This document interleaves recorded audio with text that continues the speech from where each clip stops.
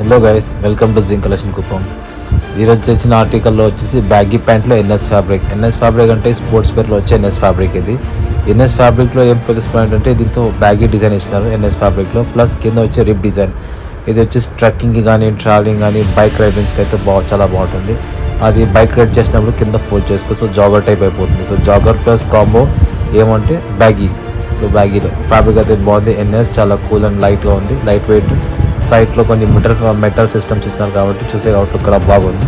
దీంతో 6 colours available ఉంది. Size వచ్చేసి 30 నుంచి 34 వరకు ఫ్లెక్సిబుల్ వేసుకోవచ్చు.